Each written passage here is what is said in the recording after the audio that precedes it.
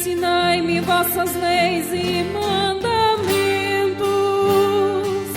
Aleluia, aleluia, aleluia, aleluia, aleluia, aleluia, aleluia, aleluia, aleluia, aleluia. O Senhor esteja convosco. Ele está no meio de nós. Proclamação do Evangelho de Jesus Cristo segundo Lucas. Glória a vós, Senhor. Naquele tempo, grandes multidões acompanhavam Jesus. Voltando-se, ele lhes disse: se alguém vem a mim, mas não se desapega de seu pai e sua mãe, sua mulher e seus filhos, seus irmãos, suas irmãs e até da sua própria vida, não pode ser meu discípulo. Quem não carrega sua cruz e não caminha atrás de mim, não pode ser meu discípulo. Com efeito, qual de vós, querendo construir uma torre, não se senta primeiro e calcula os gastos, para ver se tem o suficiente para terminar? Caso contrário, ele vai lançar o alicerce e não será capaz de acabar. E todos que virem isso começarão a caçoar, dizendo: este homem começou a construir e não foi capaz de acabar. Ou ainda, qual rei que ao sair para guerrear com o outro, não se senta primeiro e examina bem se com 10.000 homens poderá enfrentar o outro, que marcha contra ele contra 20.000? Se ele vê que não pode, enquanto o outro rei ainda está longe, envia mensageiros para negociar as condições de paz. Do mesmo modo, portanto, qualquer um de vós, se não renunciar a tudo que tem, não pode ser meu discípulo. Palavra da salvação. Glória a vós, Senhor. Com esta Eucaristia, o Senhor nos reúne, nos convoca para juntos com Ele iniciarmos uma nova semana. É domingo, é ressurreição, é Páscoa de Jesus. Iniciando mais uma semana, queremos iniciar com a graça de Deus. Queremos nos deixar guiar por esta palavra que nós acabamos de dizer, que é palavra da salvação. Queremos iniciar essa semana guiados por esta palavra e fortalecidos, alimentados com o corpo e o sangue do Senhor.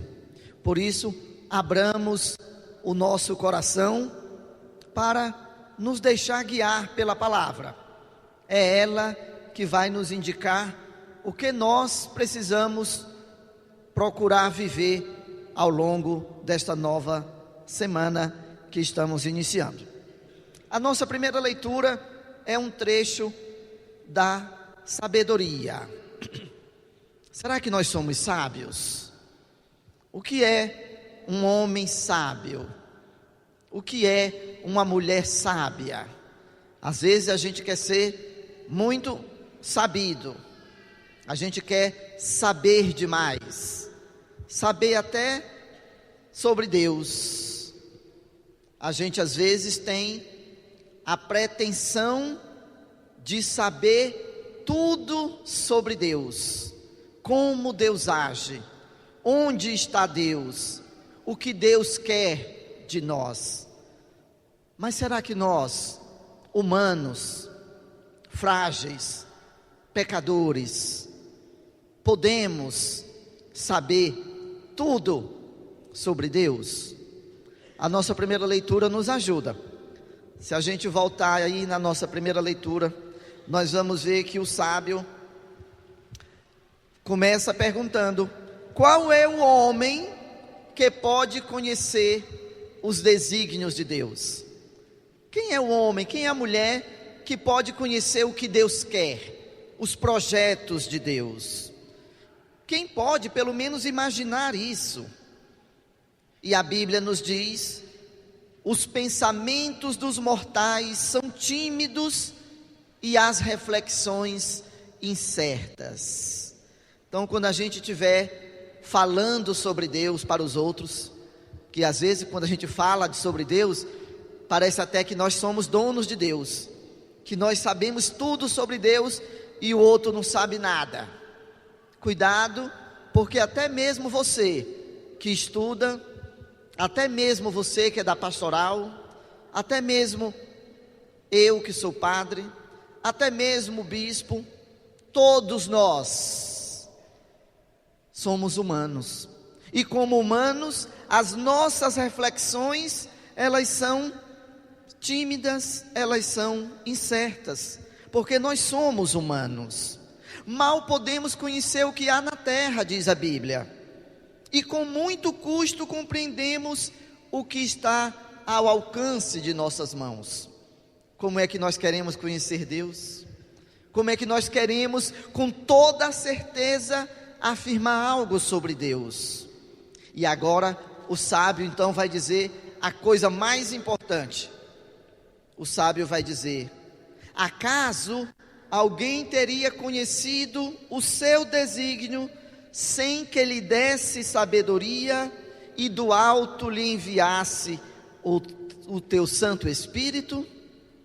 Nós só podemos conhecer algo de Deus se nos for dado por Deus, se Ele, na sua bondade, revelar quem Ele é, o que Ele quer de nós.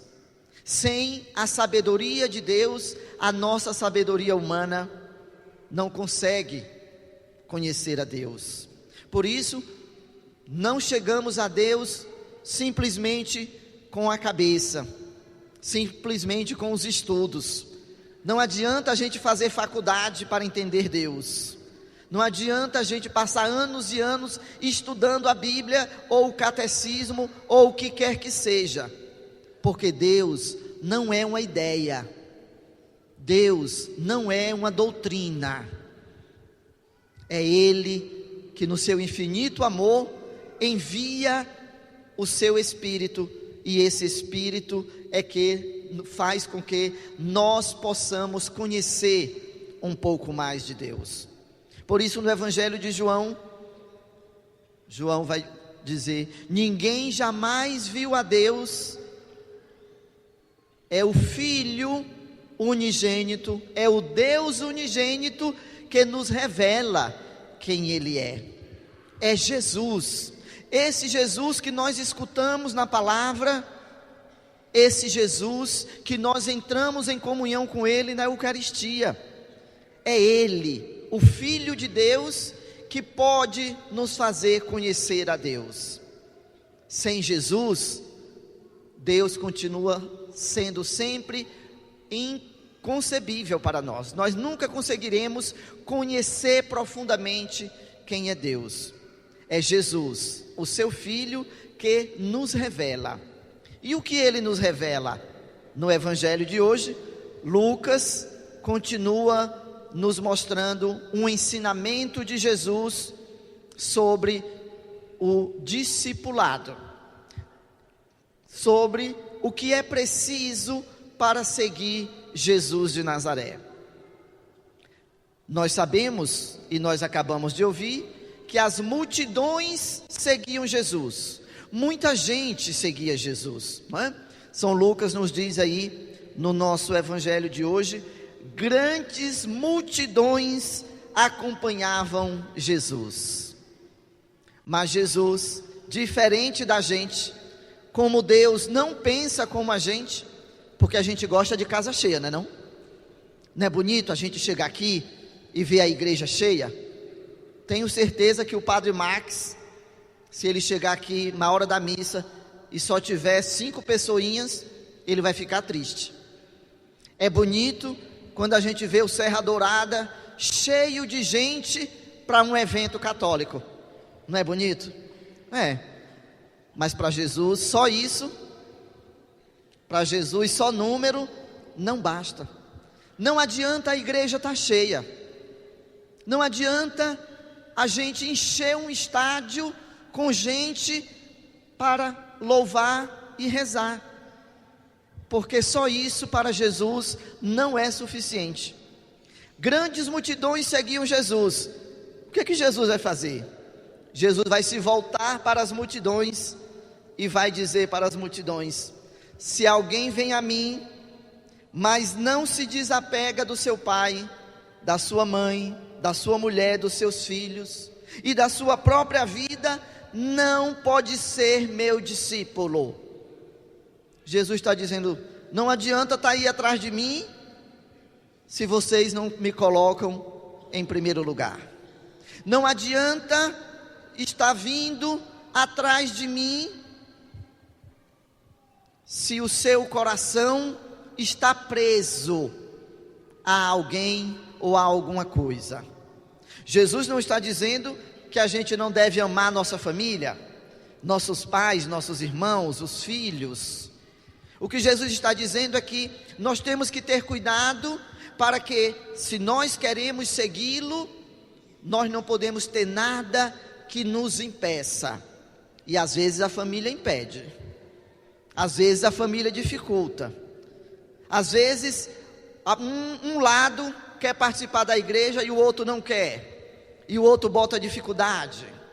Quantas vezes uma mulher quer frequentar a igreja, mas o marido não deixa?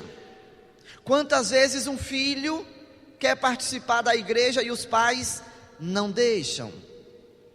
A gente reclama que não tem padre, mas às vezes o filho diz que quer ser padre e às vezes os próprios pais dizem não deixam.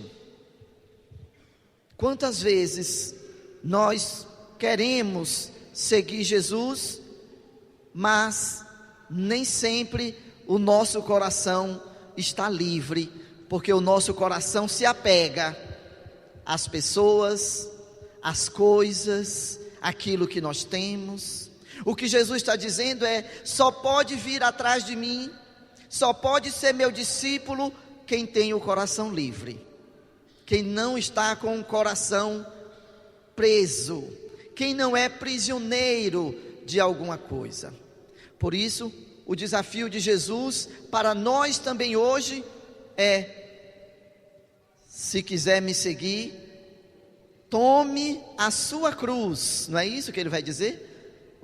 Jesus pede então: quem não carrega a sua cruz e não caminha atrás de mim, não pode ser meu discípulo. Não existe seguidor de Jesus, não existe discípulo de Jesus sem ter a disposição de carregar os fardos.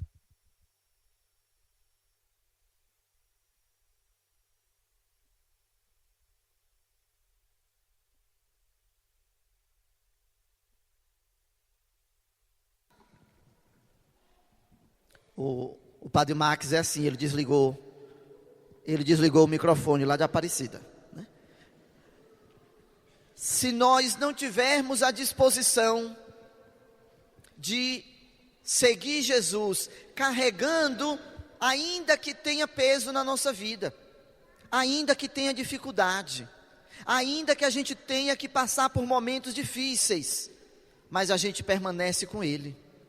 Por isso, não pensemos que seguir Jesus é algo fácil. Jesus não engana ninguém, ainda que sejam palavras difíceis e que a multidão deixe de segui-lo, como é o que vai acontecer.